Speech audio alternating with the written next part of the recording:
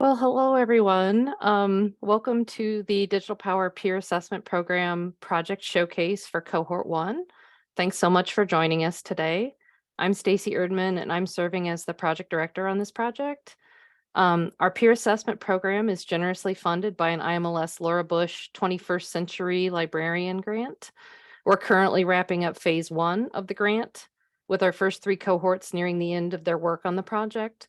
These cohorts have spent over a year getting to know each other and supporting each other as they learned about and completed different digital preservation assessments.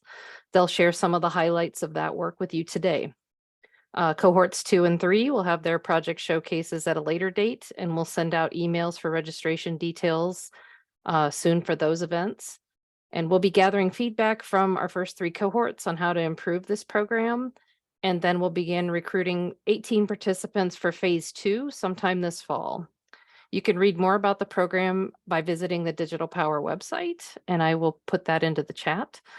But for now, I'd like to introduce our wonderful cohort facilitator for Cohort 1, Alexis Braun, who will take it from here. I have to say I'm so nervous that I'm going to muck up everybody's presentations right now.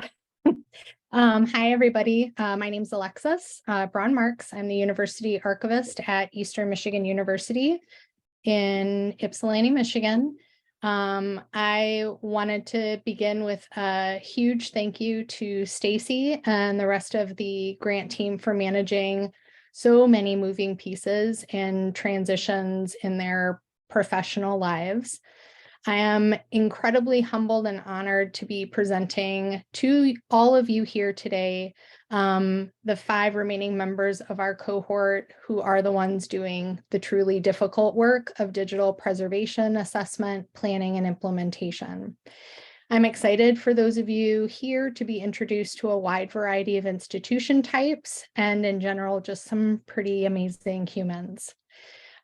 So my hope is that Felecia will be joining us shortly. So I'll just introduce all 5. Felecia Moore is the archivist for LaGrange College outside of Atlanta, Georgia.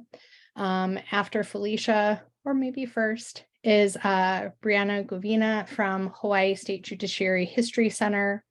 Here today, while she is representing Tulane University, Jane Fiegel began the journey last semester as a last semester graduate student and staff member at Xavier University. Gailyn Bopp is both the archivist at Brigham Young University, Hawaii, as well as a member of the university's theater program production team.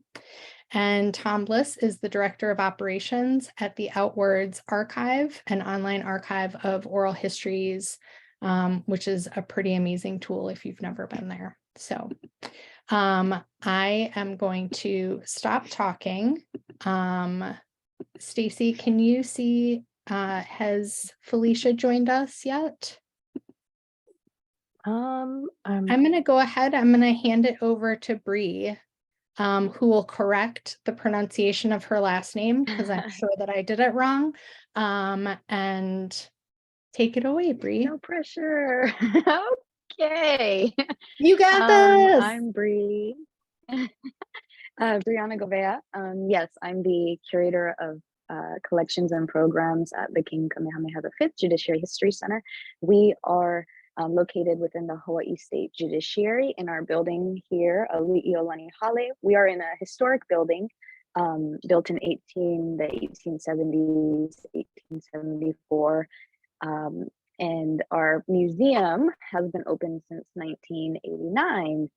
And over time, we have grown a beautiful collection of sometimes very disparate material that we've gotten over the years relating to Hawaii's courts and our justices, Supreme Court justices, local judges and attorneys across the islands.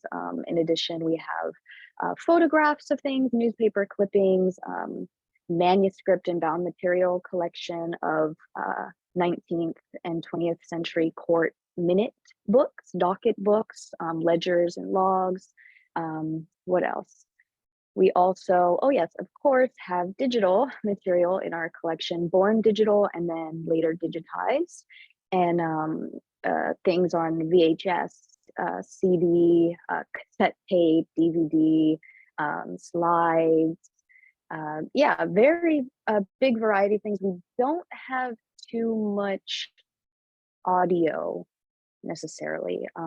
We are actually going to be working on one oral history project coming up, which will be a new type of media for our collection. But so with that little overview, before I get into you know, what I really learned from this program and how we've grown as an institution, I did want to plug the Association of Hawaiʻi Archivists, of which I'm a member, and the other Hawaiʻi individuals on here are as well, because without that network, I would have not been alerted of this opportunity.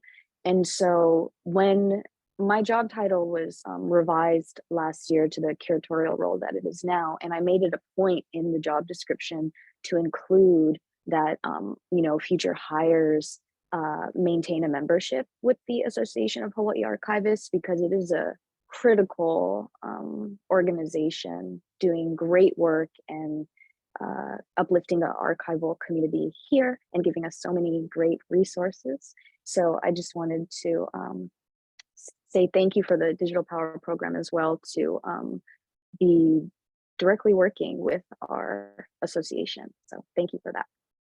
Okay, now on to the more formal part of this presentation. I don't have any slides. I just wanted to keep it kind of informal and conversational. And I guess I'll start off by saying that the biggest reason why I was drawn to applying for this program is because of the, I don't want to say rudimentary, but very foundational work in archival inventorying and assessing and management that needed to be done.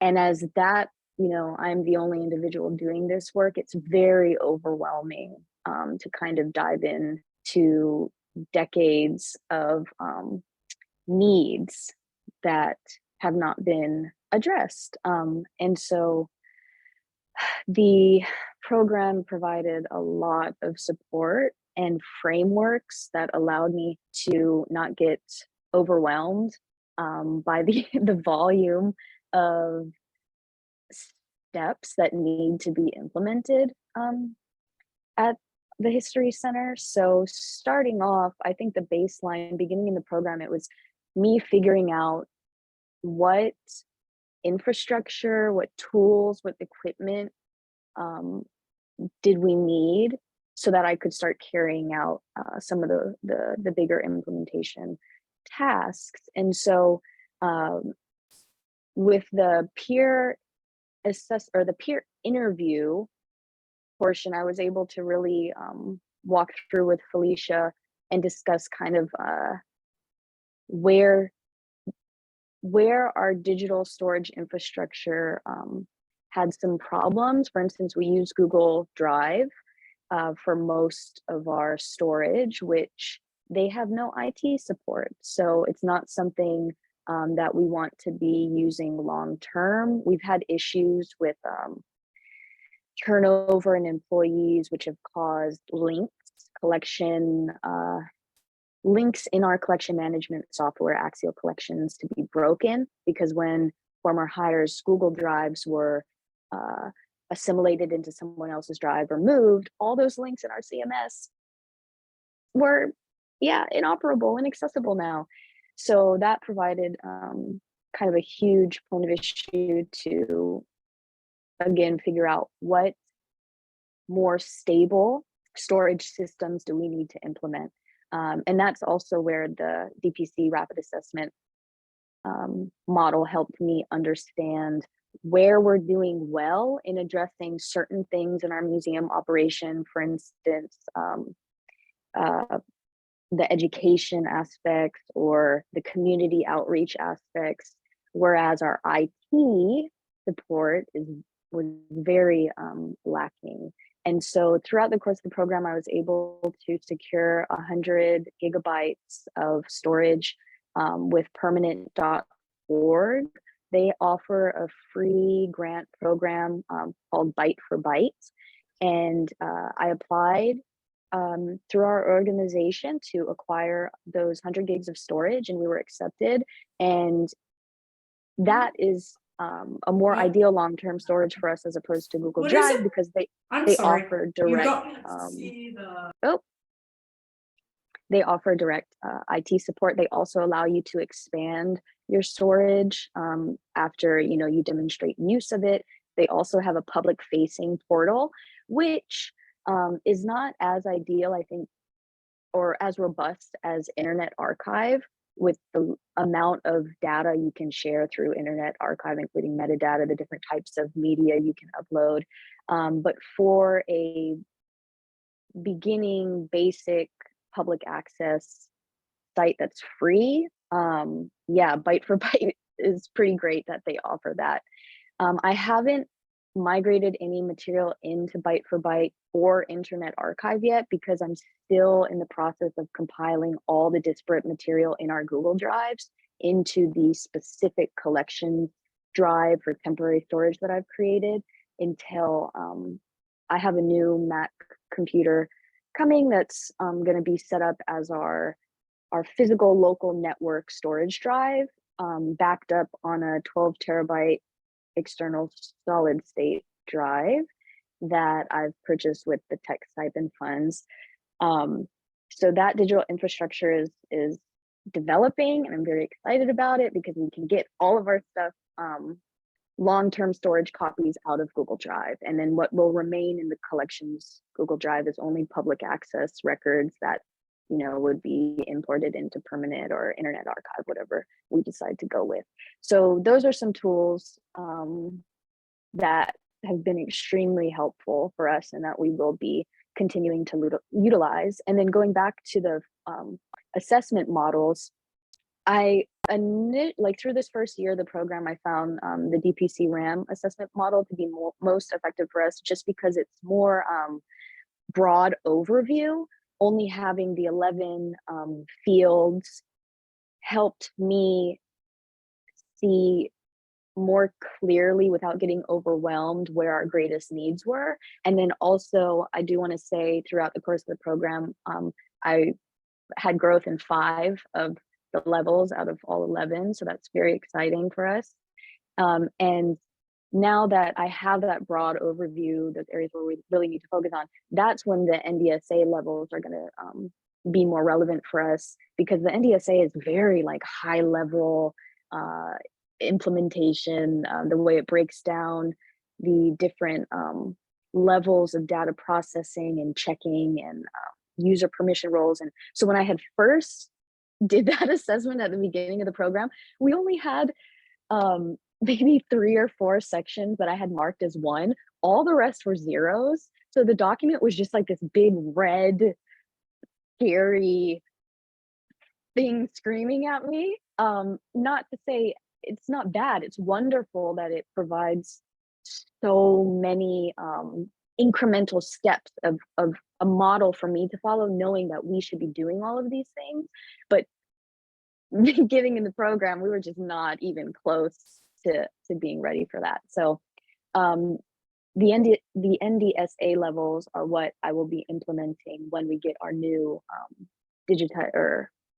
new computer for the storage system in place, and also implementing data accessioner to do quality checks for our digital assets, which we currently do not have, and then capturing the metadata and all of that is going to be very helpful when I migrate things from our Google Drive to the physical Mac network, and then into the backup storage and Internet Archive or wherever else it goes. So I'm just very grateful for all the tools, the free resources that we have been given through this program, and the tech stipend, which helped me purchase not only the external drive, but a fabulous environmental monitoring kit through Conserve, which they again provide incredible IT support and conservation knowledge. You can literally email the company's director, and she's like, yeah, let's schedule a meeting and discuss, you know,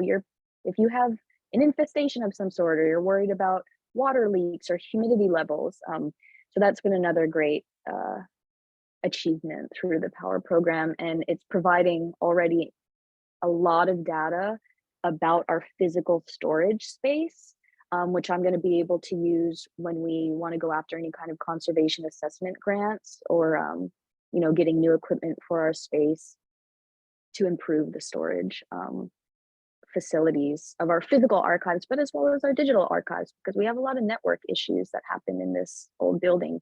So you may not think environmental data logging relates to digital preservation, but it really does. And so again, I'm very grateful for the POWRR program. I think I'm at time. Thank you so much. Alexis, let me know if I missed anything, but otherwise I'm gonna.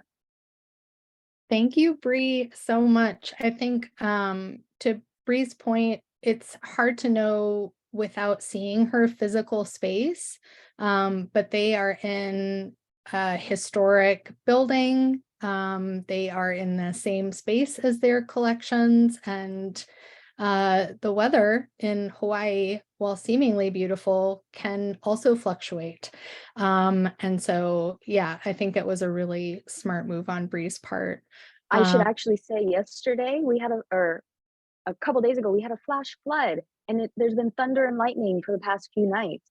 So weird weather happening, and it all directly affects the conditions of our storage space.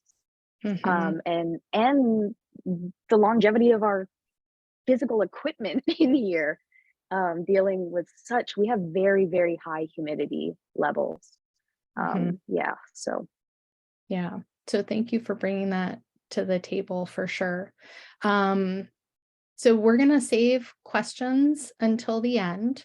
So if you've got questions for Bree, if you want to just jot those down so that we can come back around to them. And I'm going to ask Felecia to unmute, and I'm going to go ahead and share her POWRR presentation slides.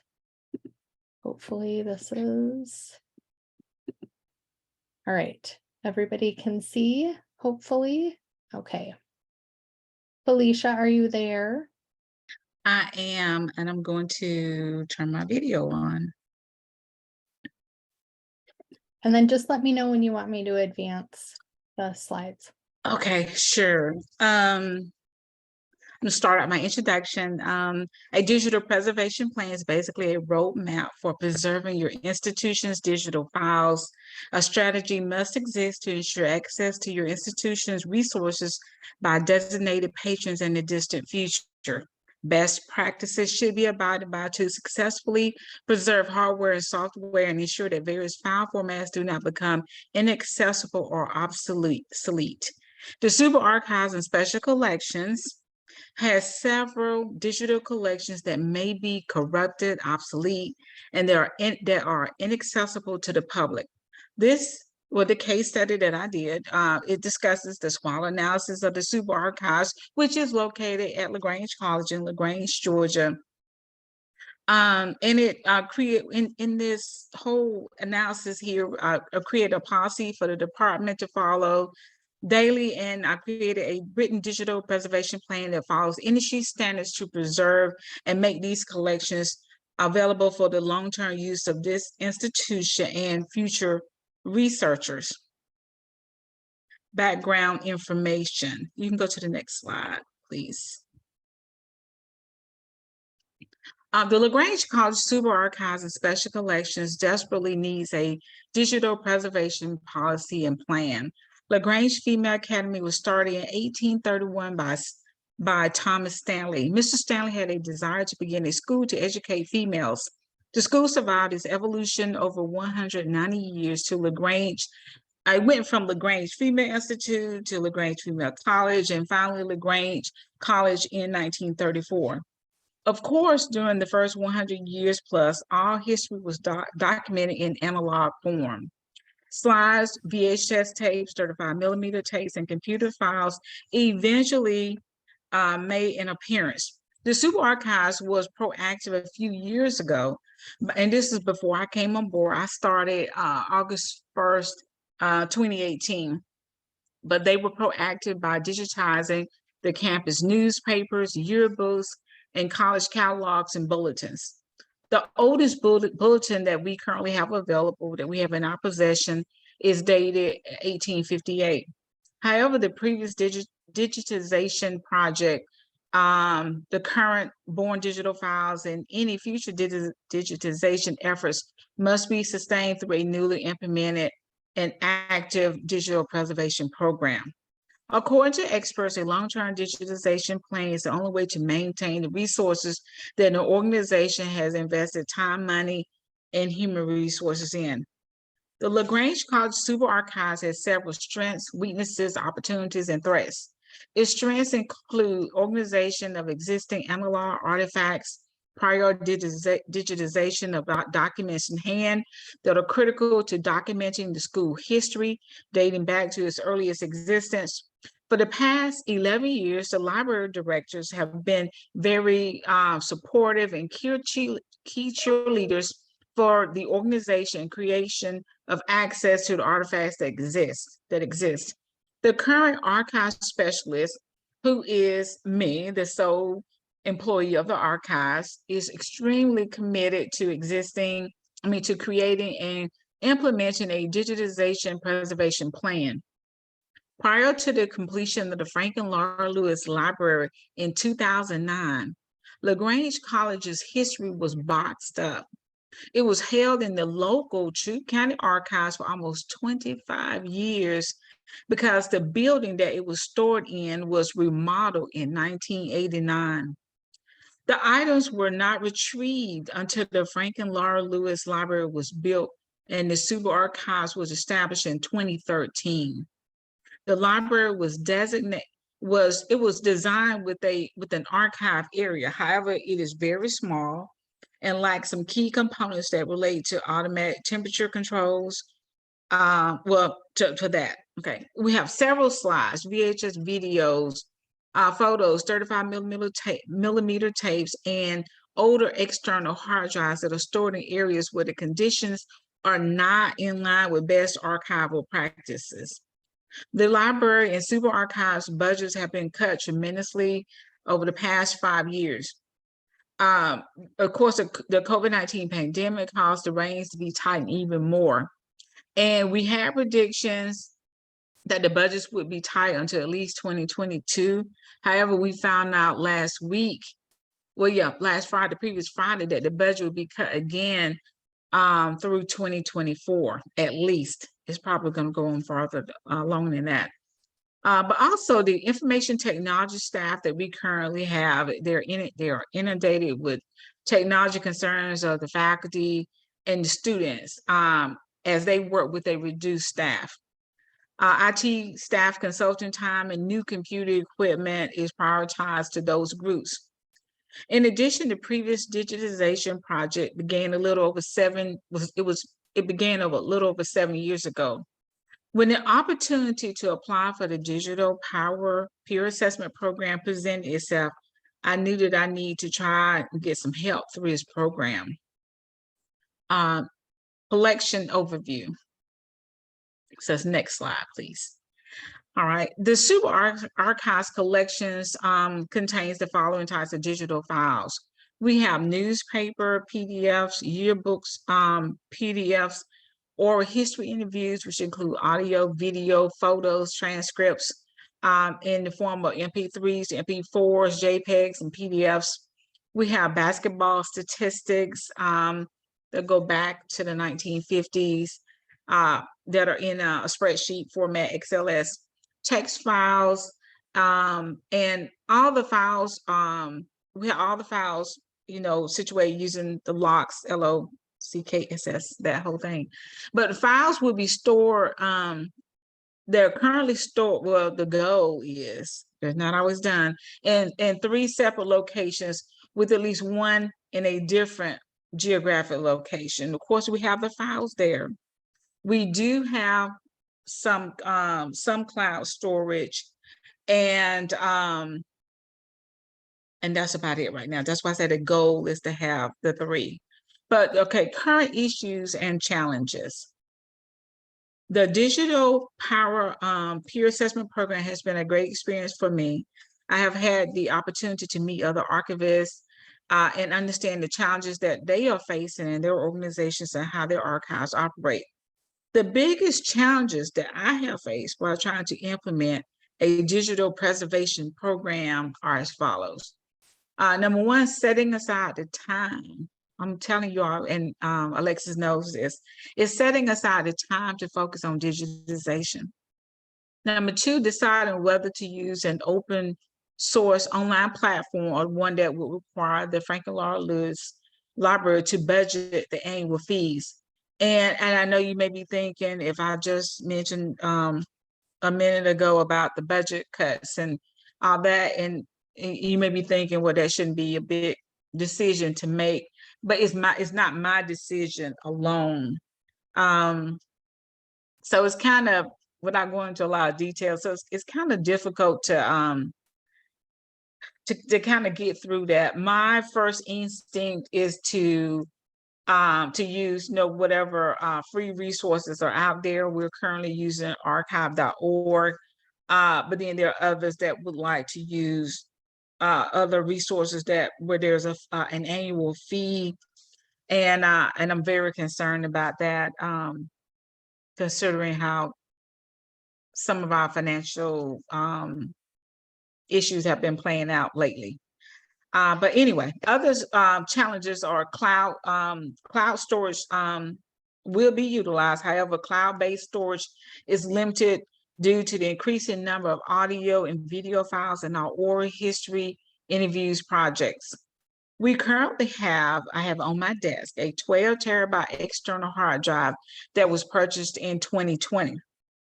However, we have extensive music and theater production files that are located on cloud-based storage under another department's account that should be backed up on that particular external hard drive. So I'm very concerned about the space. I don't have the amount offhand. Actually, I'm not in office today, but I don't have just right. I can't access right now, let you know the exact amount of space that the account under the other department's name, how much we're using in that under that account, but how much space we're using under that account. But I mean, it's lots of video files and video and audio files there. So I know it's a lot. Let's see, what else do I have? Other challenges, the metadata for the oral history project is not readily available. And it has been stated by other researchers that the more time that elapses between the creation of the project and creating metadata, the more difficult, time-consuming, expensive it is to create the metadata. I started my oral history project back in the end of 2018. The very end, I conducted my first interview, December 2018. The threats to the super archives are the lack of financial and human resources. The chance of data loss is a constant risk, and the pending obsolescence of existing technology and the current physical deterioration of analog materials in the super archives is a concern. Goals and implementation. There are opportunities to ensure that current and future digital resources are sustained. One of my goals was to create a digital preservation policy and plan. In addition to connect with fellow archivists that I can ask for help or advice to obtain funding to secure resources needed for my digital preservation plans, and to obtain a newer and faster laptop and or desktop computer with an SD card reader. I know some of you may be thinking that's something small, but those just goals I had to put down for our archives. The plan layout, for the management goals, technology, human resources, and infrastructure that is needed and are currently available to create and maintain accessibility to born digital and other digital resources in the future. I was able to obtain a new Mac Air book with a card reader, But I was able to obtain that because we had a donor that gave money to the Super Archives, and my director, the library director, she knew that I needed either a new desktop or a laptop. So I was able to get that earlier this year, 2023. But also I was able to create digital preservation plan for the Super Archives, secure financial resources through this POWRR program, and new contacts that I can call on for advice if needed. Final analysis. One lesson that I have learned is that I need to preserve my time. I have been behind during this entire program, it seems like, because of the daily and weekly requests to my department that are almost nonstop. I'm glad that the Super Archives is recognized as a source of reliable information, but it's difficult being the only staff member in the department. Going forward, I would use the focus time that was used with our cohort to fully implement my new digital preservation plan. The LaGrange College Super Archives has a great deal of work to accomplish through the implementation of its digital preservation policy and plan. The small liberal arts college archive must overcome, of course, its budget issues that have been tightened through 2024. But I feel like I can use this as an opportunity to thoroughly inventory all collections, create metadata, locate metadata for previous digitization projects, evaluate open source tools that can assist with file integrity and fixity concerns, storage, and carefully implement an intensely detailed digital preservation policy and plan. Thank you.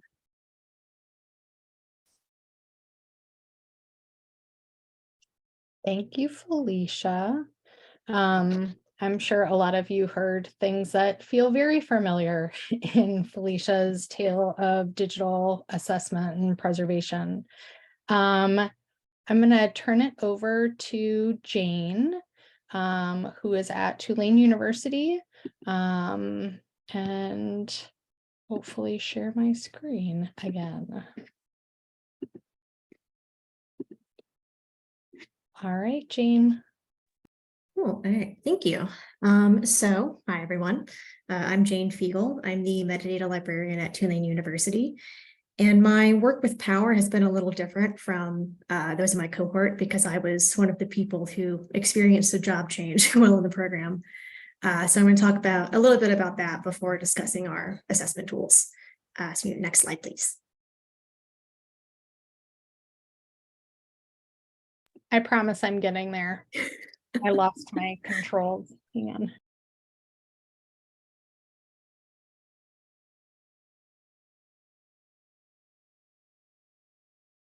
Cool. So I originally joined the program while I was employed at Xavier University of Louisiana as their digital and technology associate.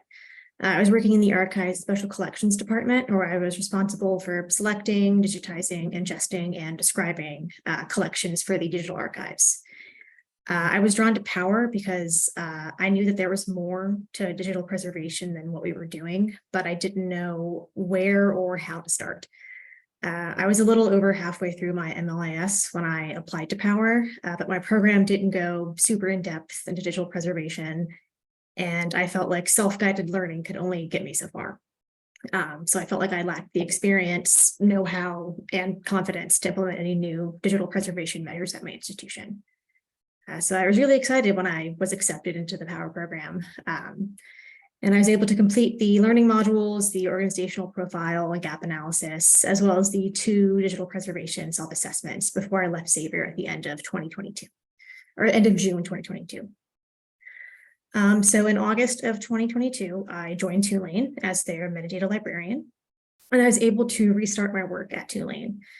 And I was really grateful that I could stay with the program and the cohort, but it was definitely daunting to be starting a new job, first job post-grad school, doing something very different from what I had been doing, as well as starting from almost scratch with the POWRR program.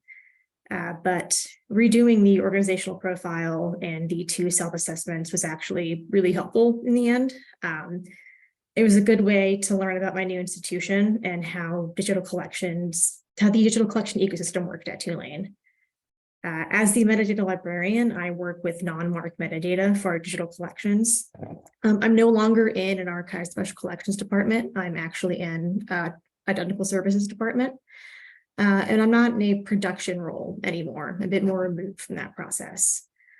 And what I as one person had done at my previous institution was now spread out across multiple departments and involved many more people. So it's a big change, and there's a lot to learn.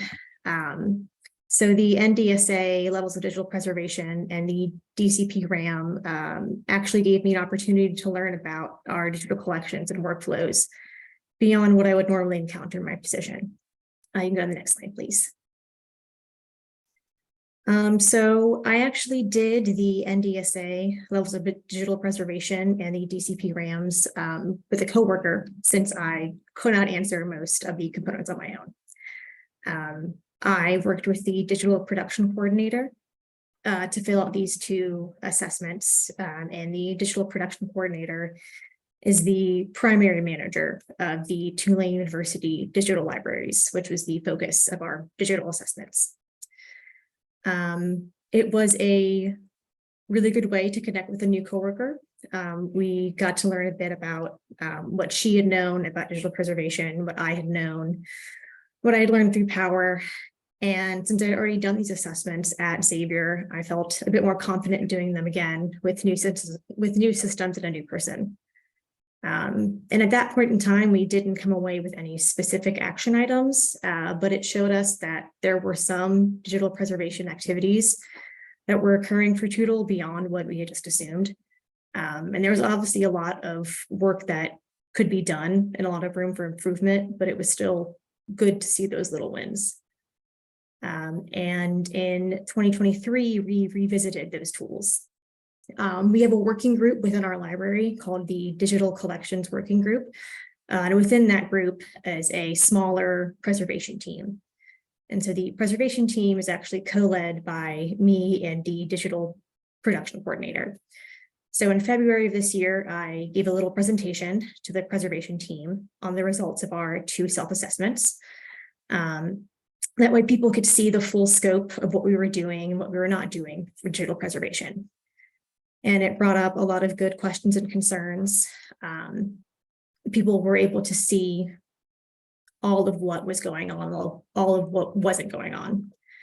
And at the end of that meeting, we decided that we would redo the 2 self-assessments because there had been some major changes within the library since we had done them originally. So in March of 2023, the digital production coordinator and I met again to redo the assessments, and the head of collections management also joined us. And in between the presentation and the second iteration of the assessments, the digital production coordinator was actually able to complete 2 activities that kind of bumped us up in both assessment models. She was able to complete a high-level digital storage inventory, and she also turned on action logs on FileZilla, which recorded all actions in relation to our archival storage, digital archival storage.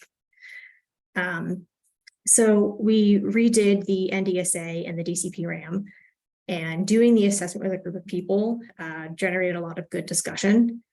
It felt like people had more buy-in this time because specifically with the DCP RAM, they have that area for potential improvements, room for future improvements. And we all kind of picked one category that we were particularly interested in and kind of almost like took ownership of that and tried to brainstorm what we needed to do to get to where we wanted to be. So we actually came away with specific action items from that second iteration. And next slide, please. And so using those 2 self-assessment tools, both of them gave us the language needed to understand and then talk about digital preservation. because a lot of the times, at least for me, it can feel pretty abstract, but reading specific statements and specific activities made things much more concrete and felt much more real after reading those assessments. For the NDSA level of digital preservation, it was a very visual tool. Having that color coding kind of makes it very obvious what's going on just by a quick glance. And I also really appreciated the working definitions document that accompanied the assessment model. It was a great resource to have on hand and to share with people. And the preservation team decided that we should create our own document of working definitions, partly inspired by the NDSA's.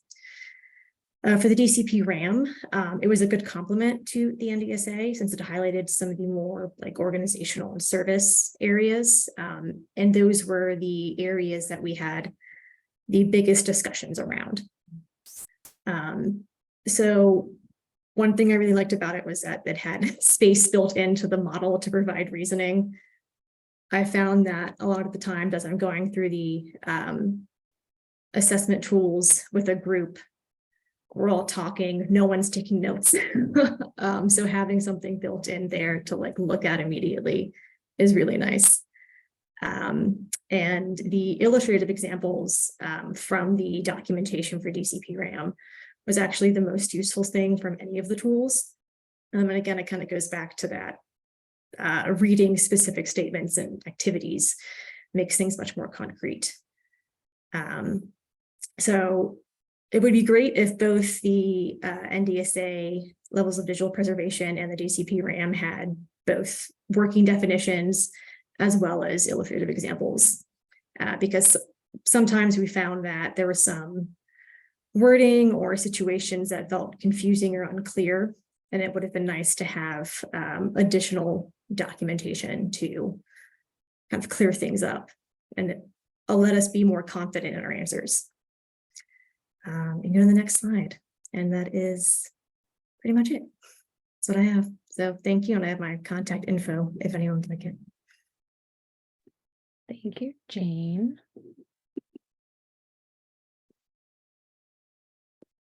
All right. I am going to hand it over to Gailyn.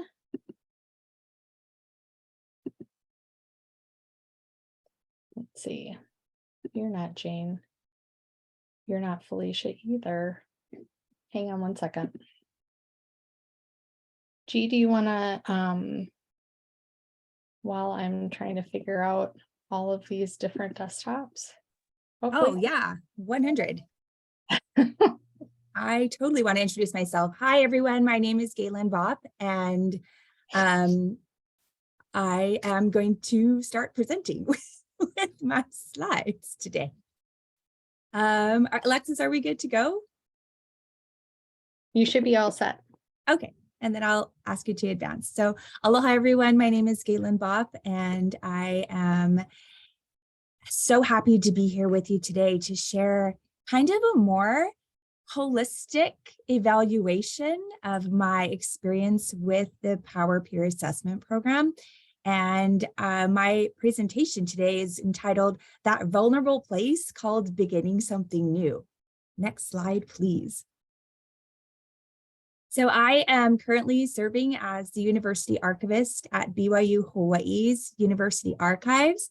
I started in this position in fall of 2021 after a period of pandemic craziness, and kind of at the starting line, very much at the starting line of even thinking about digital preservation.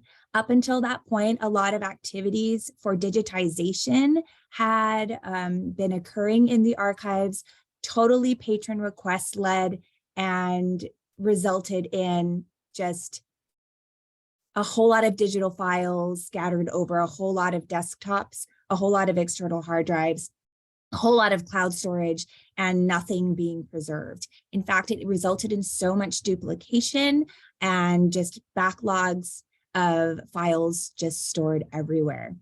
As far as the types of materials in our collections at the University Archives, it is vast and in all respects, in types of materials that we have, which include your typical manuscript and photograph collections, your documents that relate to the university history, but our scope reaches beyond just our university. It reaches into the community within which the university sits. And this stems from the fact that we are a church-owned institution. We are owned by the Church of Jesus Christ of Latter-day Saints, and so is the community of Laie, which we live in. So our scope reaches not only into the university, but also into any aspect where the role of the church in Hawaii, in the Pacific, or in any area in the world that is represented by our student body, which comes from 73 different countries, could possibly touch. We have AV materials, photographs, and we have about 1,500 artifacts that come from the Pacific, Asia, and just all over the place. So we are constantly, in my lone team of me and my student team of between 6 to 9 students, a lot of effort has gone to preserving the physical objects, but not necessarily at all moving forward until now to think about digital preservation. Please, next slide. So I completed my DAS certification in late 2020. And though I had theoretical knowledge of what digital preservation entailed, I felt like I had no idea how to put that theory into practice. And I also did not feel confident in speaking with other archivists about digital preservation, because every time I would try to have conversations, inevitably I would feel like I shouldn't even be asking these questions. Maybe I'm asking the questions in the wrong order, and always felt like the dumbest person in the room. So would go back in my paper bag of living in theory, like this photo you see here. So when the opportunity for POWRR came up, I immediately was thrilled to have an opportunity to function as a group, and a group of Hawaii archivists at first. Then it opened up to archivists and memory workers from other states as well, which turned out to be the greatest blessing. When POWRR first started, I was really keen on the step-by-step guidance that it was providing to kind of intentionally and methodically start this process in the correct and, tried and tested way. And there was safety in this. Next slide. This is what I found in my cohort. I found a community of everyone that was committed to beginning something new and starting something scary. And just coming into this space was like life-changing. The community and the support really prevented people from giving up. Thank you, Ms. Felecia, for sharing all the pressures that are constantly on us as professionals that oftentimes aren't centered around digital preservation at all. I felt that as we moved through, you can progress to the next slide. As we moved through the different assessment tools, I became more empowered to have the language needed to have these conversations, more confident to speak with collaborative universities that BYU Hawaii is affiliated with, and to really begin proper planning and even strategies that touch our hiring practices and touch our workflows and team management practices. So my time today is really going to be focused on my experience with these assessment tools as it functions with discovery and planning. Please, next slide. So first, I've decided to talk to you about the learning modules. And I felt that as the POWRR plan was kind of organized, our learning modules were stacked towards the front of the experience. And this felt kind of really overwhelming at first. I was new, and though I really liked the modules and the background information, I actually went back to look at the modules to learn a little bit more about the tools later on after the peer interviews, because it seemed that the timing of it was not registering in my head, but I felt that the learning modules really were able to give me a good basis of journal information and an understanding of the models and the processes that of the digital life cycle. I would have liked to have the opportunity to spread out the modules a little bit more so that we could incorporate discussions into the peer assessment for added understanding. Later on, I think naturally, Jane, Fiegel, and I were able to just naturally do this, but it would have been helpful. But the learning modules definitely, when I went back to it, definitely set me up to prepare next steps for my action plan. Next slide, please. The NDSA assessment, like Jane, I also found rather actionable. It was clear, it chunked out into prescriptive concrete steps, which also made it much easier to approach other professionals in my library, such as the systems librarian and the library director, to try to point out what I was working on and where our resources will need to go, considering the first triage steps that were encouraged by the POWRR plan, such as the initial inventories and all of the inventories that basically showed we have 8 terabytes of just random files all over the place and content across multiple platforms on multiple campuses with not even any access rights for me as a university archivist to have access to my content quite yet. The NDSA was a sobering experience for me because it just showed a whole lot of zeros, but also was very helpful as a conversation starter. I would have loved to see some tools kind of spoken about, linked kind of more directly to the portions in NDSA. And as I've gone back into the modules, have kind of started to try to piece together which tools might help me to move the dial a little bit on each one of them. Oh, sorry, WL here stands for G's wish list. So on my wish list, I would like to in the future also see how these steps in the NDSA could kind of fit into kind of sample workflows. And I've been thinking about this NDSA assessment as a kind of a guide and a check for my student team to be just like, hey, here is going to be the root of any project that we are planning, and just to give a really good visual. Next slide, please. So DPC RAM, I loved that it was in its complicated state, gave prompts for me to develop my own tasks for my own targets. And I felt like it was a project planning tool and an assessment tool in one. At first, I had to put it down. It was overwhelming and I stopped doing it until after we started the peer interviews, because I felt rather crippled. At current, in the way our organization in our library is staffed, there's one systems librarian and one university archivist. And those are the really 2 people that touch any type of storage, any type of content access. And our current systems librarian has moved to another department on campus. So it was feeling like I didn't have anyone to talk to. But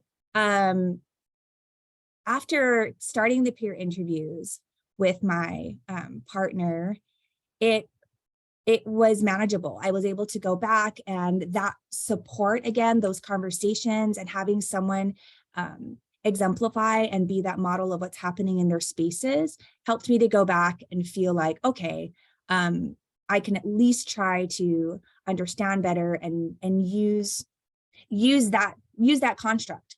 It helped me to be like, okay, I can't figure this out on my own. And why am I trying to figure this out on my own? Why am I not looking for people who are affiliated with me who already have digital preservation planned out? In essence, BYU Provo, our sister campus in Utah. Again, my wish list on the bottom here is that perhaps it would be good. And I felt really, really blessed to have this DPC RAM interweaved with my peer interviews. Okay, next slide, please.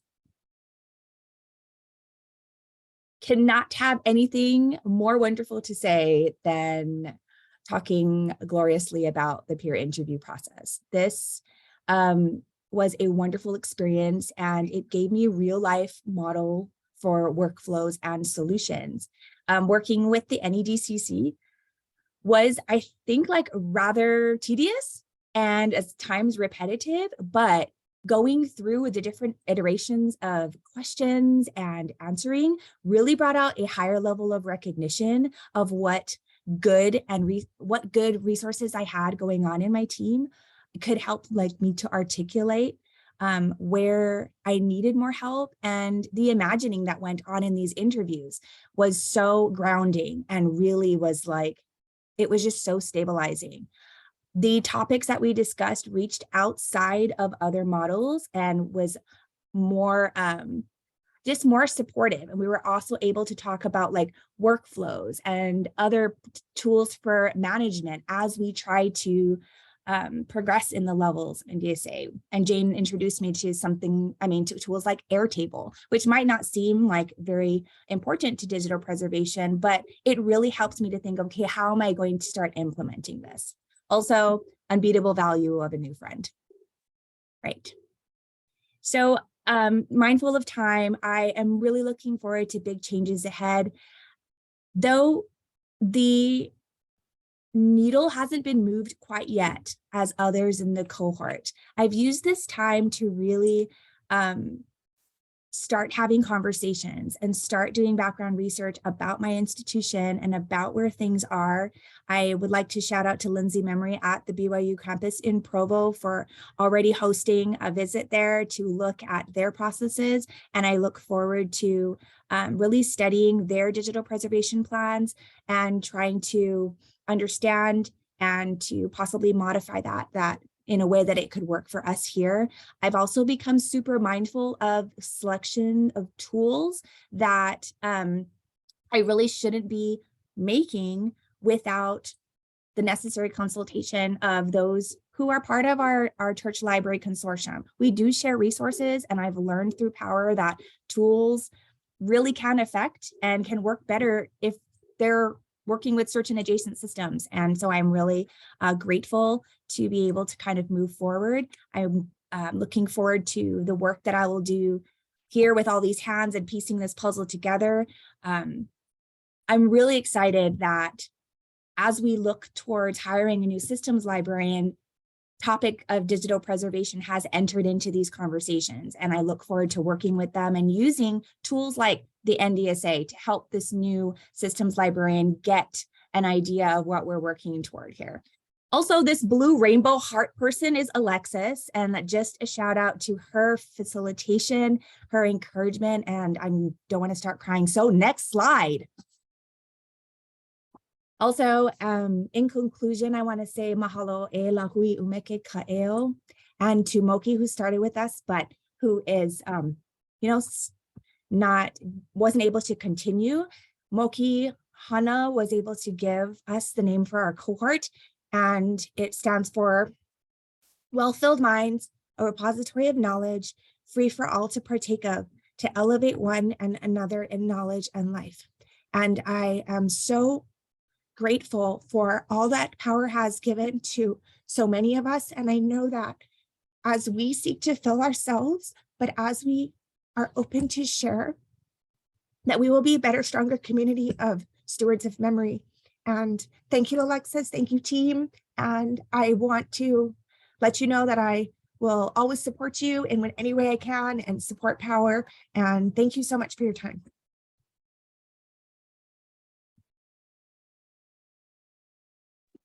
Thank you, Gailyn. We're gonna finish out with Bliss, who is a little under the weather, and so sent me a pre-recording of their presentation. I'm going to go ahead and try to pull that up.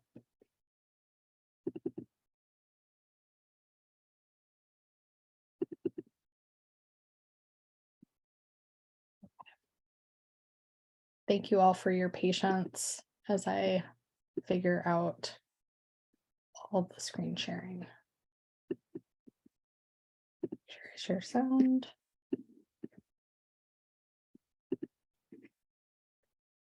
All right. Hi, I'm Tom Bliss. I'm Director of Operations at the Outwords Archive. We capture, preserve, and share the stories of LGBTQ elders to build community and catalyze social change.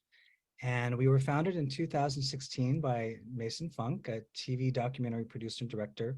We pretty much operated as a TV production studio, focusing on interviews, not as much on preservation. We've recorded 288 oral histories so far. We do in-person and remote. We started remote interviews during COVID. We ship a camera kit and we're able to operate it remotely. It creates a better recording quality. And we're able to access people in geographic locations that we weren't previously with sending out field crews. Here's a sample of our 2022 interviews. We have an Arab American activist. We have a South Asian American activist, an indigenous activist, and a disability activist. And, you know, imagine children who have these identities being able to see elders who have survived and thrived and can hear their story. A note, Marlon Fixico, 7 weeks after we interviewed him, passed away, and it just underscores the importance of the work that we're all doing to preserve these stories for generations. We launched a new digital platform while I was participating in the POWRR program, and it was really helpful to have all the peer input. For the first time, we started metadata tagging our interviews, which for increased in search functionality on the site. And we integrated OHMS, the Oral History Metadata Synchronizer, which syncs video and transcripts. And that also allowed us to index, as you can see in Cheryl's profile. You can go to her transcripts, select a heading, and go to that part of the video. We've been collecting personal photos from all our interviewees. We've never done anything. So part of the POWRR peer group process inspired us to create a photo database. This is our staff, wonderful staff, small staff, and none of us had any archival formal training, but we hired Nick Mindy during the POWRR peer program. And so finally we have an expert on staff, which is a big deal. We store our metadata in Airtable, and we have 9 databases there, over 300 fields of data. It looks like, this is it. It looks like Excel or Google Sheets. Second row, you can see all our drives. On the left, you can see our views. We create views so we can only focus on the information we want. It's a really helpful platform. We store our files in Google for Nonprofit shared drives, free account with unlimited storage. Up until now, we have not been backing it up, but we spent some of the money for hardware from POWRR on a hard drive, and it just arrived a couple weeks ago. So we are going to start backing that up. And this is what our back end of our Google Drive looks like. We store videos, interviews on external hard drives. Up until now, we've had 2 working drives, one with each editor, but they would use them for editing as well. And so for the first time in the last month, one of our staff created a backup set of drives funded in part by POWRR and some other sources. And that UCLA has offered to let us store in their storage facility. And so that's a big change. And we backed some up to Vimeo once they're ready to go to the website. So participating in the POWRR peer program, we had been always wringing our hands saying, we need to do preservation. We don't have the time. So many projects come up. We'd actually started interviewing companies to see how much it would cost for storage in 3 risk diverse locations for our interview footage. And as you know or can imagine, it was cost prohibitive. So we were working with Sharon Mazzotta, an archive consultant, on a project, and she recommended POWRR to us. I joined POWRR back in early 2022, And I was the only person on my cohort that had no archival formal training, and I felt very intimidated, but it was such a safe space, just the way it was set up. We had an amazing mentor, Alexis, and an amazing people in the group. And I felt safe enough to talk about my intimidation.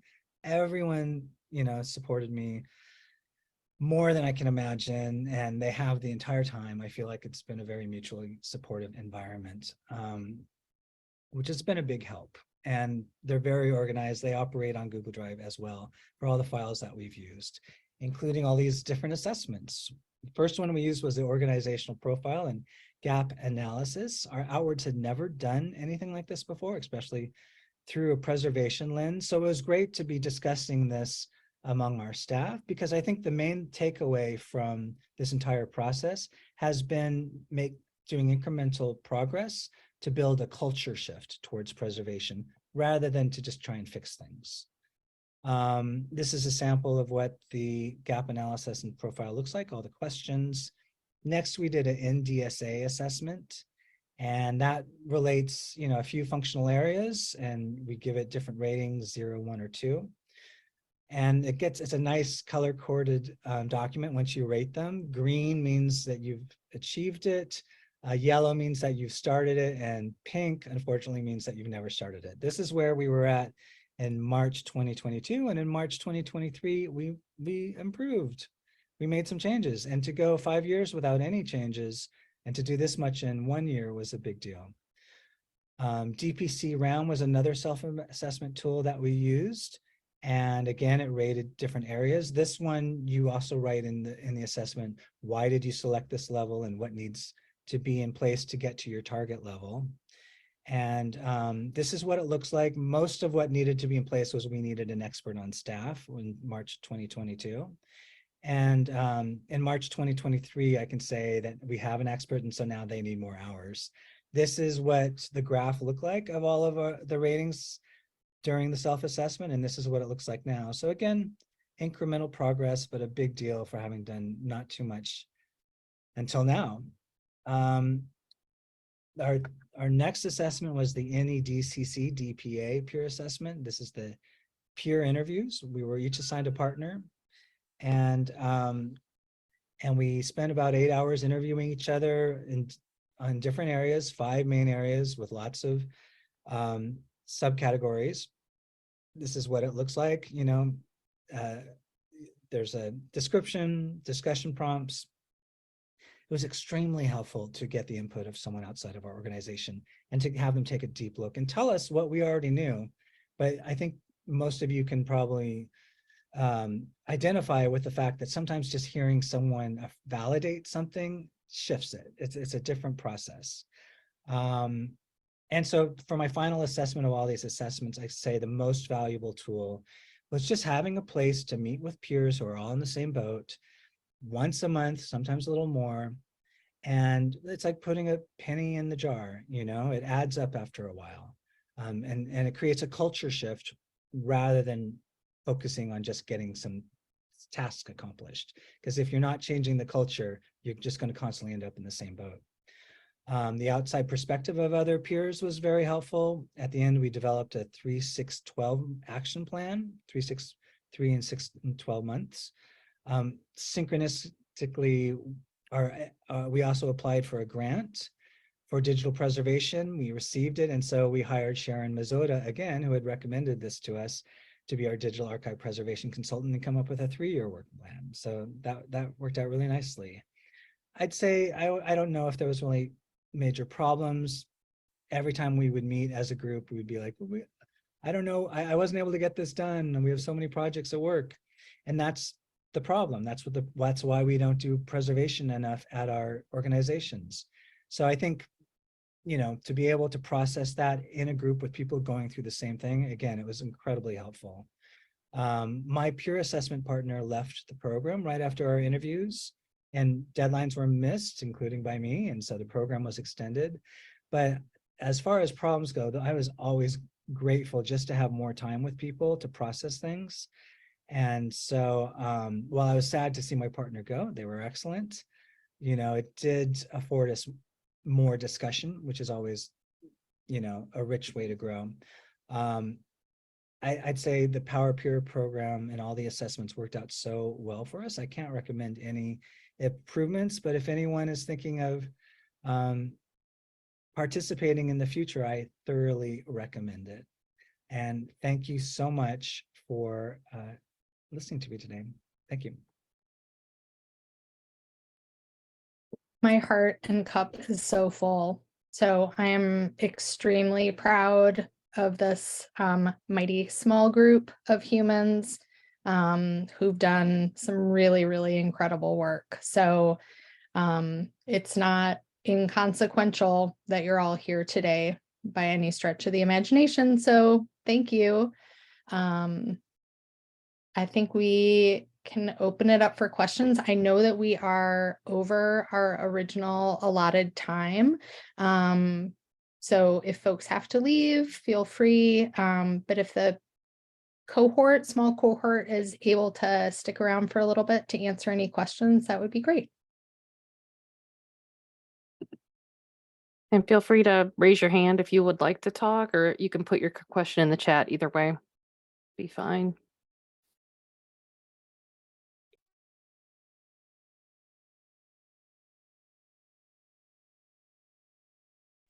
And I'll ask you guys the first question. I was so inspired and pleased to see all of your presentations. You gave me a lot to think about for making some changes for the next group of folks that we work with. But I'm just curious, seems like you made a great connection. Are you guys going to keep in touch? I'm like going to meet something called Chicago Pizza with Alexis next week. I don't know, Jane, but it's like kind of just right around the corner for you. And even you, Miss Felecia, I mean, isn't it right there? Like it's on the same continent. So I think you should just like drive on up. It's really, yeah, definitely staying in touch with these humans. Yeah, it's really wonderful. Gailyn's going to be stateside next week for a training. And it just so happened that it dovetailed into the Midwest Archives Conference. And so I was like, you should come and then we can see each other. So if you're going to be at MAC next week, make sure that you say hi to Gailyn, give her a giant hug, show her how lovely we are in the Midwest, and Jane and Felecia and Bliss, look for a last minute spirit deal to come to Chicago next week and have deep dish pizza with us.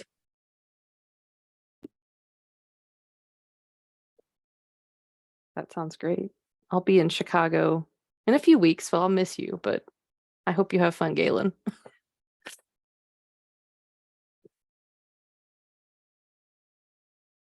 On a non-pizza side, though, I feel like there have been relationships formed where I definitely could reach out to any of these cohort members and ask a question, or simply express, even if it's just to like put something down in frustration and have someone to help me navigate through that space. POWRR has been such an incredible space for us. And I mean, Bliss isn't here, but 100 also echoing that safe space concept, where this is a vulnerable thing. And it's been scary, but from minute one, I was like, oh my goodness, these people are available resources and people that are willing to connect and share. Like really, that calabash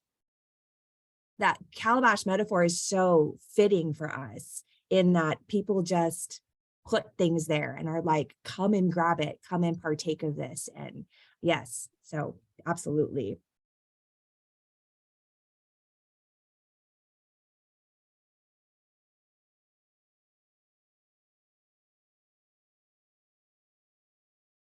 We have a question from Jamie. When talking to other folks in your organizations about digital preservation, what strategies did you use to explain the concept?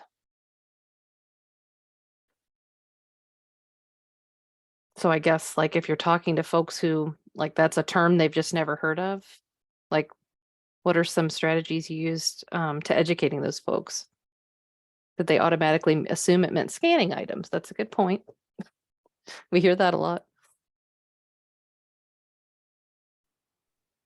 I think for me, it's talking about it in a way that mirrors our physical space in a digital environment. And that's kind of framing it that way gets people to understand it a little easier, that it's not just scanning, it's also the storage environment that you're building, the integrity checking that you're doing, the metadata capturing to make sure you're identifying, you know, where are these resources coming from, when were they put here, when were they created, who last touched them, and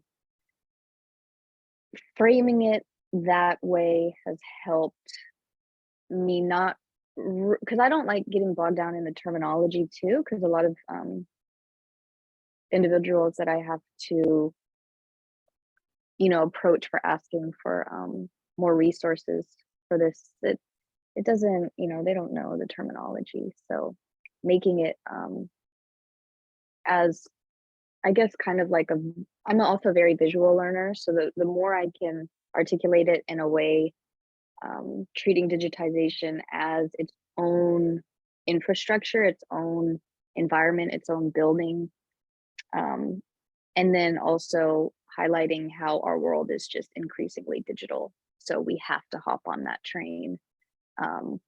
Otherwise, we're going to be obsolete, and our records, our physical records and digital records, are going to be completely jeopardized. That's always a great selling point. I think at Outwords, so many people come from TV production, so they were really aware that drives can get corrupted. But it's kind of like us with our own equipment. Like, you know, I know for me, I run things until they start to cause problems, and then that's when I replace them. It's not like I plan for it. And so I think it's still a leap to get people, you know, to get everyone on board with planning to phase out our drives every 5 years.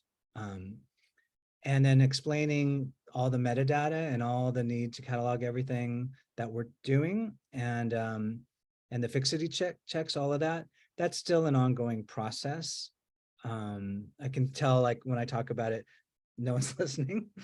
You know, they listen and nod, but I can tell it's not going to lead to action. And so that's why, you know, we're building it into our budget. We're hiring a consultant. We've got someone on staff. And so it's just trying to find individuals who can grow our team towards making that culture shift. That's really exciting that you were able to get, you know, the funding to hire someone. So I'm really, and the grant, and so you had a lot of big changes this year. So congratulations. Yeah, thank you. I don't think we would have ever applied for that grant if we hadn't been talking about it among our staff, you know. Yeah. So it is definitely proof that, like, just a little awareness raising can go a long way. Does anybody else have any questions?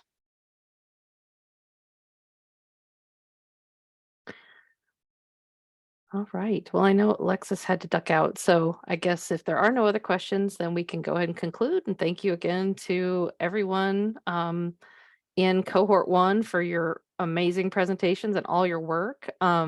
Let's give them a round of virtual applause before we go. And I look forward to seeing your case studies and talking to you more soon. So thank you, everybody. Have a good day.